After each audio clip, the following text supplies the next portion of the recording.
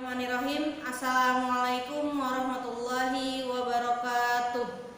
Innal hamdalillah nahmaduhu wa nasta'inuhu wa nastaghfiruh wa na'udzu billahi min syururi anfusina wa min sayyiati a'malina may yahdihillahu fala mudhillalah wa may yudlilhu fala hadiyalah. Pertama-tama marilah kita panjatkan puji serta syukur kita kehadirat Allah Subhanahu wa taala yang memberikan kita beribu-ribu nikmat, terutama nikmat sehat dan nikmat panjang umur, sehingga kita masih diberikan kesehatan dan masih bisa beraktivitas pada pagi hari ini. Selawat serta salam marilah kita junjungkan ke haturan Nabi besar kita, Nabi Muhammad Sallallahu Alaihi Wasallam, kepada para sahabatnya dan insya Allah kepada umat-umatnya yang masih setia mengikutinya. Baik, pada pagi hari ini seperti agenda rutin kita setiap hari Jumat, yaitu tausiah pagi. Insya Allah saya akan menyampaikan tausiah yang insya Allah bisa bermanfaat untuk kalian semua dan bisa diterapkan dalam kehidupan sehari-hari. Baik, sebelumnya pada hari ini ya, hari Jumat, terutama kegiatan kita, rutin kita tausiah pagi ya. Untuk anak kelas 1 saya ucapkan selamat datang dan selamat bergabung di SDN Anyer 2 Depok. Inilah kegiatan kita pada hari Jumat, setiap Jumat, yaitu tausiah pagi. Yang sebagaimana yang akan saya sampaikan mungkin tidak hanya berupa video ataupun yang lainnya, di lain waktu bisa saya sampaikan menggunakan Zoom meeting atau voice note dan akan dikirim melalui grup WhatsApp. Ya, baik, pada pagi hari ini insya Allah saya akan membahas yaitu tentang adab berpakaian menurut Islam. Iya, di zaman yang sekarang ini masih banyak orang-orang ya, terutama kaum perempuan itu yang berpakaiannya masih sangat dibilang buruk juga, ya gimana ya gitu ya. Intinya masih banyak kaum perempuan ataupun juga laki-laki yang berpakaian tidak menutupi aurat. Nah, pada kali ini kita akan membahas tentang adab berpakaian menurut Islam. Nah, di bulan April kemarin ya, kaum perempuan Indonesia memperingati Hari Kartini karena Ibu Kartini sudah dinobatkan negara Indonesia menjadi pahlawan.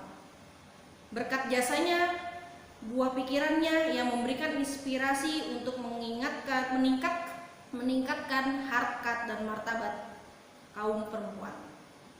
Sayangnya di Republik yang mayoritas penduduknya beragama Islam ini masih banyak ditemui kaum perempuan yang tidak malu mempertontonkan auratnya, tidak berpakaian sopan selayaknya budaya ketimuran kita yang syarat makna kesopanan dan beretika.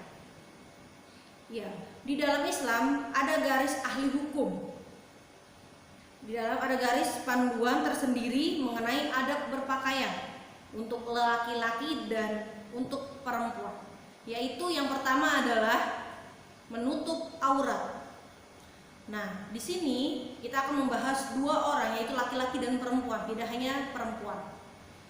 Aurat laki-laki perlu kalian ketahui ya, sampaikan kepada bapak kalian, suami kalian, adik kalian gitu ya, atau saudara laki-laki kalian ya. Menutup aurat laki-laki menurut ahli hukum ialah dari pusat hingga ke lutut.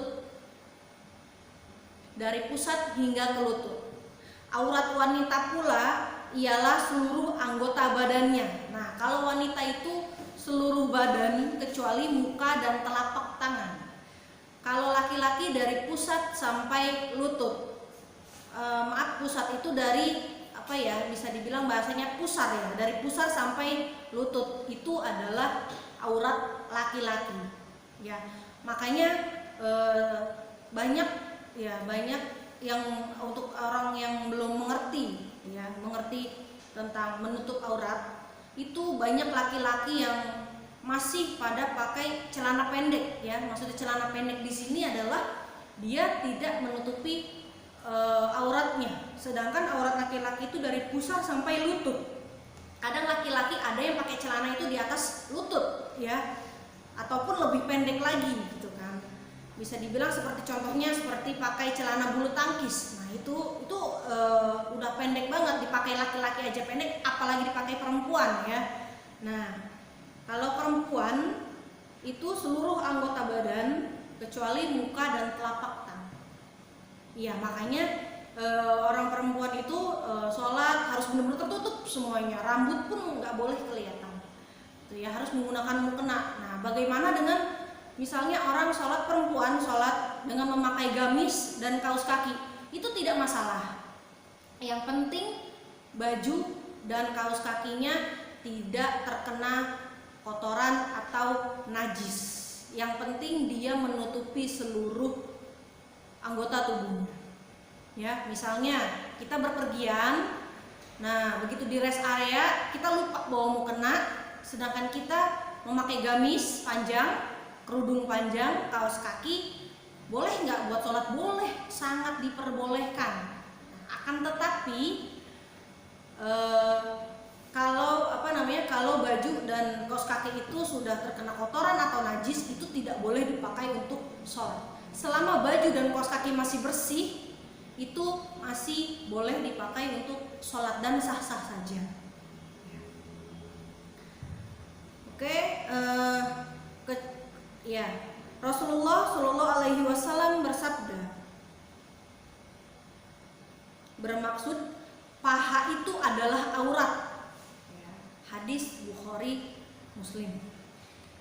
Ngertilah ya, kalian sudah pada ngerti bahwa dan sudah bisa membedakan mana yang seseorang, mana yang berpakaian sopan, mana yang berpakaian tidak sopan, mana berpakaian yang pantas ataupun berpakaian yang tidak pantas. Apalagi seperti saya, seorang guru. Nah, seorang guru juga harus memberikan contoh yang baik untuk siswa-siswinya, yaitu dari mulai berpakaian ya, dari mulai kerudung, minimal kerudung menutupi dada ya, kerudung, terus baju ya, dari mulai baju minimal yang agak longgar dikit lah, jangan sampai membentuk bentuk tubuh ya, jangan sampai membentuk lekuk tubuh.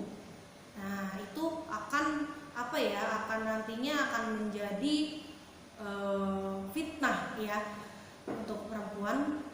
Terus bawahnya itu memakai rok. Sudah sepantasnya seorang guru ya, terutama perempuan itu memakai rok ya. Kalau memakai celana ya kurang indah lah dilihatnya gitu. Pada dasarnya kan memang perempuan lebih anggun, lebih cantik, lebih lebih istimewa lah itu memakai rok atau gamis ya. Poin yang kedua, tidak menampakkan tubuh. Nah ini pakaian yang jarang sehingga menampakkan aurat, tidak memenuhi syarat menutup aurat. Pakaian jarang bukan saja menampak warna kulit, malah boleh merangsang nafsu orang yang melihatnya. Nah ini yang tadi saya bilang, perempuan kalau di luar memakai kerudungnya pendek, apalagi bajunya membentuk lekuk tubuh, celananya memakai celana jeans gitu kan. Nah begitu lewat di depan orang banyak, di depan para laki-laki, di depan tukang beca, di depan tukang ojek dan sebagainya, nah itu akan menjadi pertontonan mereka gitu, dan itu yang dosa kita gitu ya, itu yang dosa kita. Jadi perempuan itu auratnya semuanya harus tertutup kecuali wajah dan telapak tangan.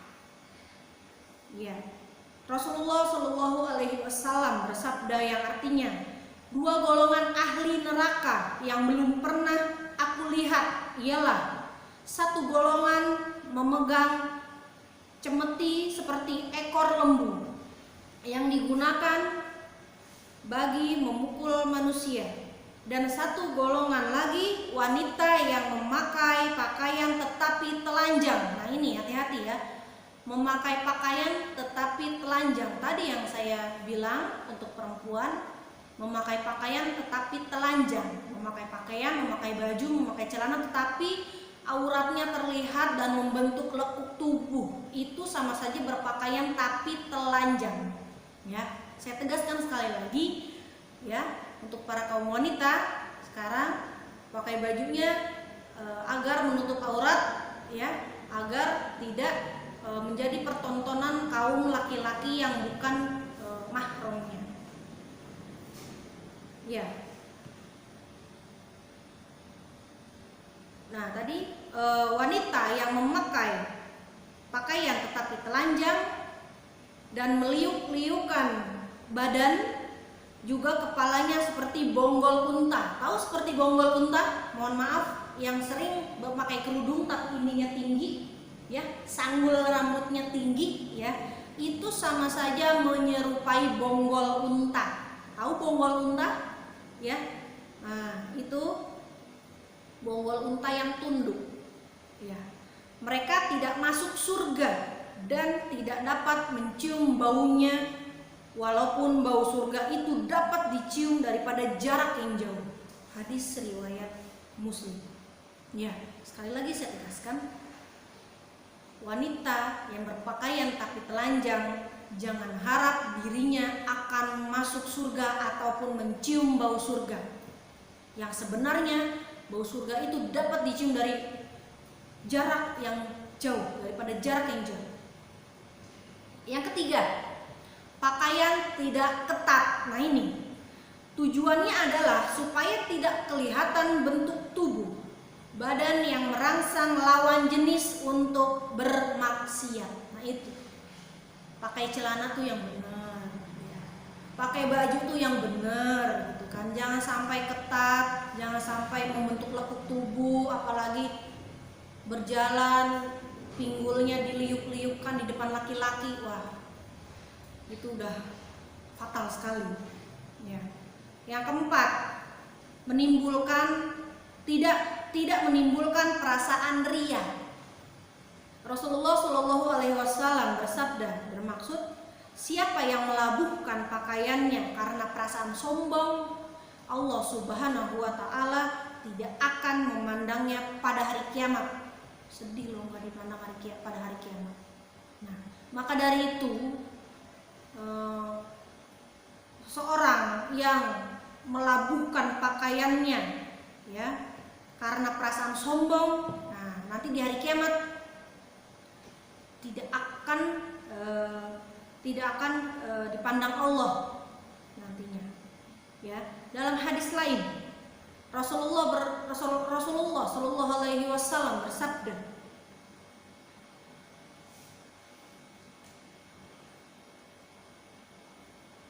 siapa yang memakai pakaian yang berlebih-lebihan, maka Allah akan memberikan pakaian kehinaan pada hari kiamat.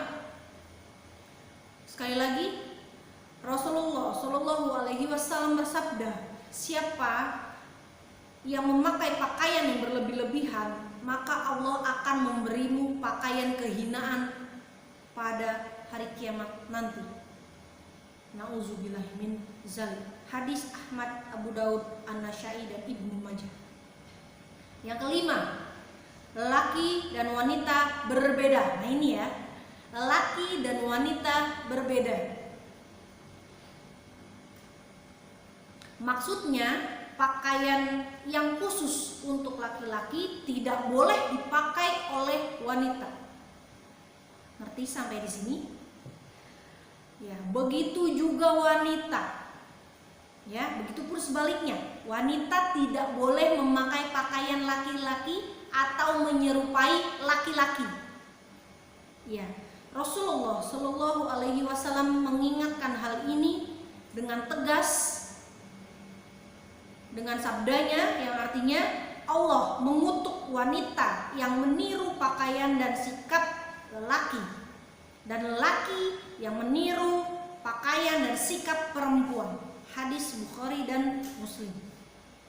Beliau juga bersabda, beliau Rasulullah Shallallahu Alaihi Wasallam bersabda, Allah melaknat laki-laki berpakaian wanita dan wanita berpakaian laki-laki.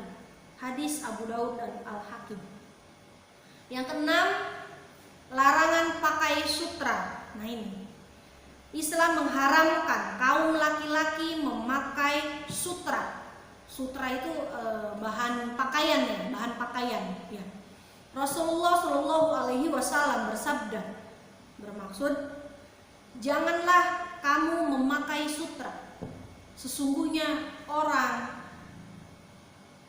yang memakainya di dunia tidak dapat memakainya di akhirat. Hadis muttafaq alaih. Ya, sekali lagi, kaum laki-laki diharamkan untuk memakai pakaian dari bahan sutra. Ya, sebagaimana yang disabdakan oleh Rasulullah Shallallahu Alaihi Wasallam, sesungguhnya orang yang memakai bahan sutra di dunia, dia tidak dapat memakainya di akhirat. Yang tujuh adalah memanjangkan pakaian. Nah, ini ya, memanjangkan pakaian. Contohnya seperti tudung yang seharusnya dipakai sesuai kehendak syarat, yaitu bagi menutupi kepala dan rambut. Tudung itu sama aja dengan kerudung atau jilbab dan atau sebagainya. Yang penting penutup kepala dan rambut, ya. Ya. Tengkuk atau leher dan juga dada. Nah, jadi fungsi kerudung ya atau tudung itu menutupi kepala, rambut, leher, ya, tengkuk ya, dan juga dada. Dada. Iya. Allah berfirman, bermaksud, wahai Nabi, katakanlah, suruhlah istri-istri dan anak-anak perempuanmu serta perempuan-perempuan beriman supaya mereka memanjangkan pakaiannya bagi seluruh tubuhnya ketika mereka keluar rumah. Cara yang demikian lebih sesuai untuk mereka dikenal sebagai perempuan yang baik-baik. Maka dengan itu mereka tidak diganggu. Dan ingatlah, Allah Maha Pengampun dan Maha Penyayang. Surat Al-Ahzab ayat 59. Nah, nanti bisa kalian lihat ya, coba cek ya, bapak-bapak, ibu-ibu ya, dan juga terutama siswa-siswi ya. Tadi yang barusan saya bacakan silahkan dilihat dalam surat Al-Ahzab ayat 59 ya. Kalian lihat dan kalian baca baik-baik. Ya. Yang kedelapan adalah memilih warna sesuai. Contohnya warna-warna lembut termasuk putih, karena ia menampak bersih dan warna ini sangat disenangi dan sering menjadi pilihan Rasulullah Shallallahu Alaihi Wasallam. Ya. Baginda bersabda, pakailah pakaian putih karena ia lebih baik, dan kafankan mayat kamu dengannya, kain putih. Hadis Anas. Siap. Lanjut poin ke-9 ya. Tadi di poin ke-8 saya membahas tentang memilih warna yang sesuai. Jadi kita itu kalau ingin berpergian keluar, pilihlah warna baju yang yang kira-kira sesuai gitu ya. Jangan sampai nanti orang mengira kita seperti jemuran jalan gitu, pakai kerudung hitam, baju biru, celana kuning gitu kan, misalnya, wah nanti bisa diketawain orang gitu ya. Jadi kalau bisa warnanya hitam ya, atau putih atau abu-abu yang netral lah warnanya gitu, asal jangan mencolok asal jangan warna yang terlalu mencolok ya. Poin selanjutnya yaitu adalah larangan memakai emas ya. Termasuk dalam etika berpakaian di dalam Islam ialah barang-barang perhiasan emas seperti rantai, cincin dan sebagainya. Untuk perhiasan seperti itu seperti umumnya dikaitkan dengan wanita, namun pada hari ini ramai antara para lelaki cenderung untuk berhias seperti wanita, sehingga ada yang sanggup bersubang dan berantai. Ya, semua ini amat bertentangan dengan hukum Islam. Rasulullah Shallallahu Alaihi Wasallam bersabda, haram kaum laki-laki memakai sutra dan emas, dan dihalalkannya memakainya kepada wanita. Jadi laki-laki haram memakai pakaian yang dari sutra dan haram memakai perhiasan yaitu dari emas. Ya, akan tetapi dihalalkannya untuk para wanita atau perempuan. Poin ke-10 adalah mulakan sebelah kanan apabila memakai baju, celana atau seumpamanya, mulailah dari sebelah kanan. Imam Muslim meriwayatkan daripada Sayyidatina Aisyah bersabda, Rasulullah Shallallahu Alaihi Wasallam suka sebelah kanan dalam segala keadaan, seperti memakai sandal, sepatu, berjalan kaki, dan bersuci. Ya. Apabila memakai sepatu atau seumpamanya, mulailah dengan sebelah kanan, dan apabila menanggalkannya itu maksudnya melepasnya mulai dengan sebelah kiri. Jadi segala sesuatu ya itu harus dari kanan, dan mengakhiri atau melepasnya, misalnya sepatu ya, memakai sepatu dimulai dari kanan. Masukkan kaki sebelah kanan, dan jika ingin melepasnya, lepaslah dari sebelah kiri. Begitu dengan baju, kaos kaki, dan sebagainya. Ya, Rasulullah Shallallahu Alaihi Wasallam bersabda,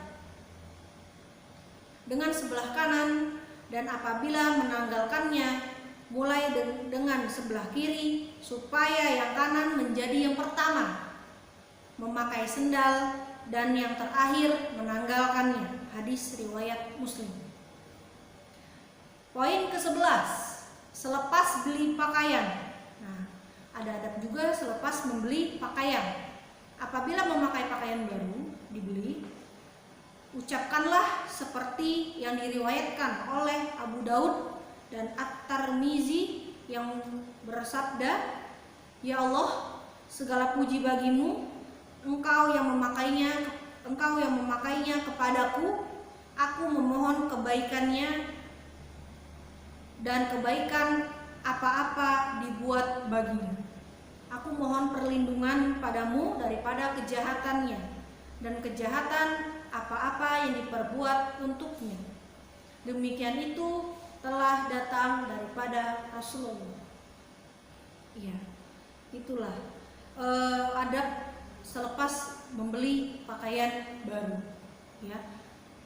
Berdoa seperti yang diriwayatkan oleh Abu Daud dan At-Tirmizi. Poin yang terakhir adalah berdoa. Ya. Ketika menanggalkan pakaian, ya, menanggalkan itu melepas.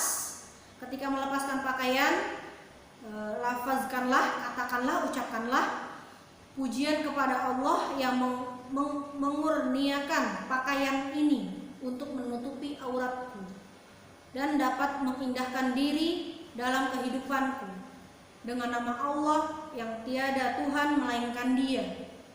Sebagai seorang muslim, sewajarnya seseorang itu memakai pakaian yang sesuai menurut tuntunan agama, karena sesungguhnya pakaian yang sopan dan menutup aurat adalah cermin seorang muslim yang sebenarnya. Iya.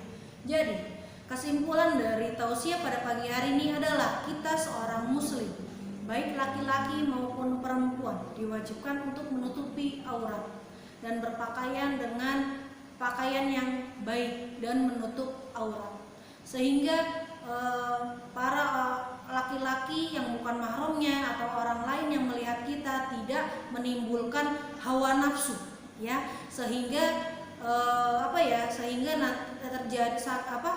terjadi kemaksiatan. Ya, terutama tadi kaum wanita ya. Untuk aurat sekali lagi saya peringatkan, untuk wanita itu auratnya adalah seluruh tubuh kecuali muka dan telapak tangan. Ya. Nah, bagaimana misalnya perempuan ketika sholat memakai kerudung panjang, gamis panjang dan kaos kaki tidak masalah. Akan tetapi pakaian itu masih tetap bersih dan terhindar dari kotor dan najis. Jadi sah-sah saja untuk para wanita sholat memakai pakaian panjang ya, seperti gamis, kerudung panjang dan kaos kaki ya. Untuk para laki-laki auratnya tadi dari pusat sampai lutut. Pusat itu dari pusar ya, dari pusar sampai lutut ya. Makanya kenapa laki-laki itu sholat harus memakai sarung? Nah itu menutupi auratnya itu ya. Tolong disampaikan kepada saudara-saudaranya, teman-temannya, keponakannya ya, adiknya, kakaknya untuk belajar menutup aurat. Karena nanti kalau kita di dunia ini tidak bisa menutup aurat, nanti di hari kiamat kita akan mendapatkan pakaian kehinaan. Nauzubillahi min dzalik. Demikian tausiah yang bisa saya sampaikan, semoga bermanfaat untuk kita semua dan bisa diterapkan dalam kehidupan sehari-hari. Kurang dan lebihnya saya mohon maaf. Billahi taufiq wal hidayah. Wassalamualaikum warahmatullahi wabarakatuh. Siap. Lanjut poin ke-9 ya. Tadi di poin ke-8 saya membahas tentang memilih warna yang sesuai. Jadi kita itu kalau ingin berpergian keluar, pilihlah warna baju yang yang kira-kira sesuai gitu ya. Jangan sampai nanti orang mengira kita seperti jemuran jalan gitu, pakai kerudung hitam, baju biru, celana kuning gitu kan, misalnya wah nanti bisa diketawain orang gitu ya. Jadi kalau bisa warnanya hitam ya, atau putih atau abu-abu yang netral lah warnanya gitu, asal jangan mencolok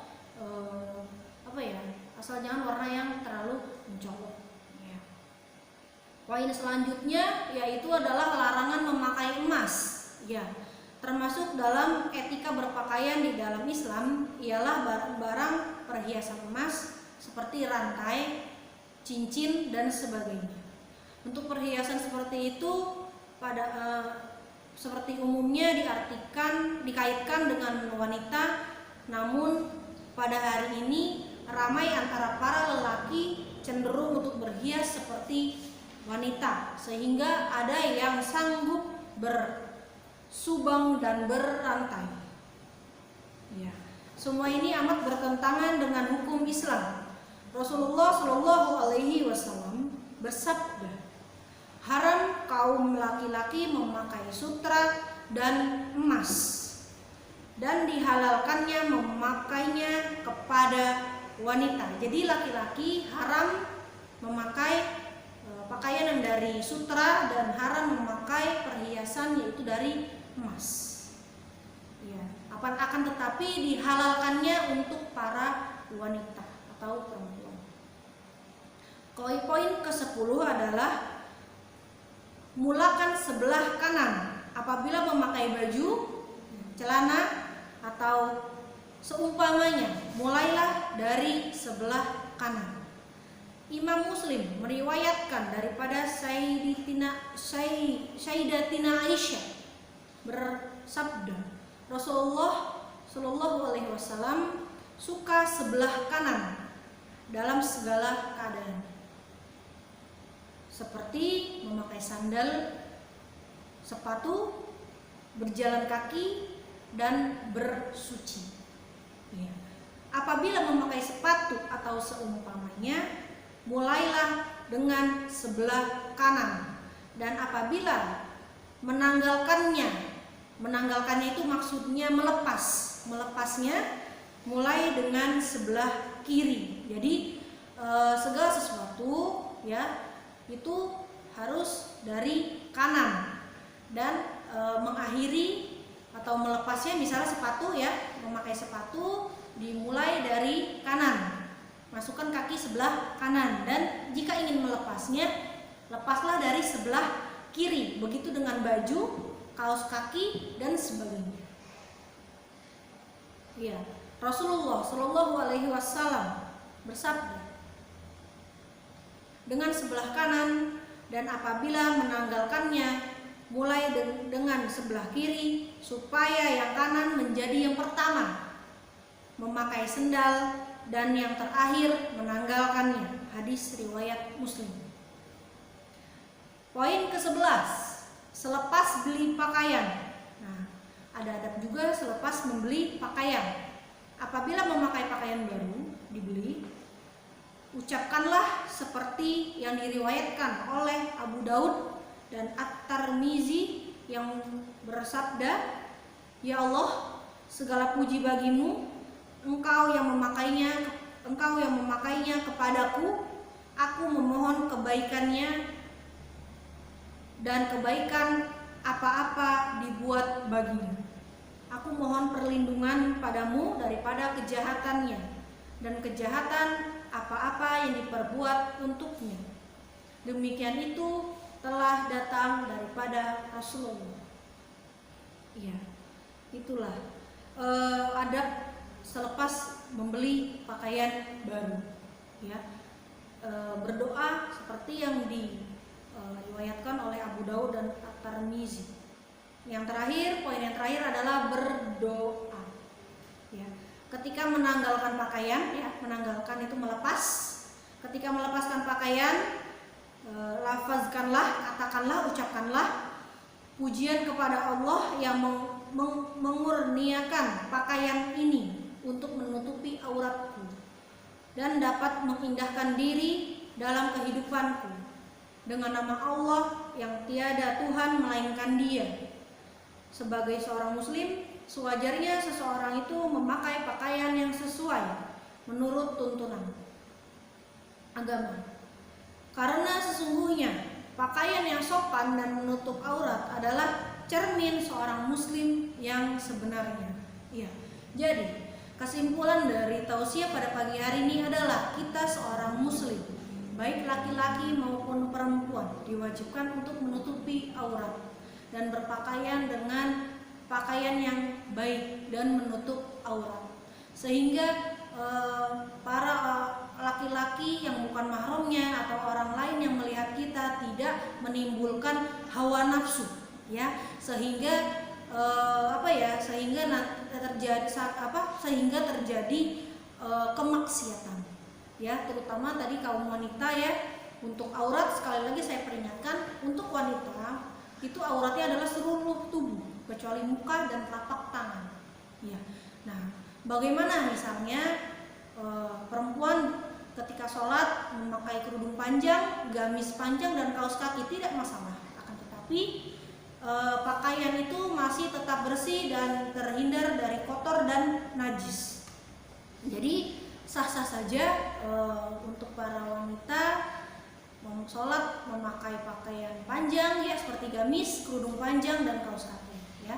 Untuk para laki-laki, auratnya tadi dari pusat sampai lutut. Pusat itu dari pusar, ya, dari pusar sampai lutut, ya. Makanya kenapa laki-laki itu sholat harus memakai sarung? Nah, itu menutupi auratnya, itu, ya.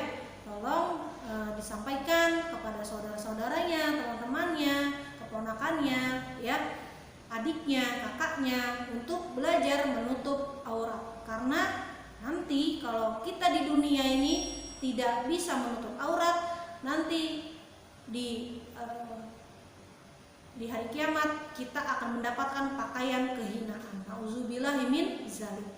Demikian tausiah yang bisa saya sampaikan, semoga bermanfaat untuk kita semua dan bisa diterapkan dalam kehidupan sehari-hari. Kurang dan lebihnya saya mohon maaf. Billahi taufiq wal hidayah. Wassalamualaikum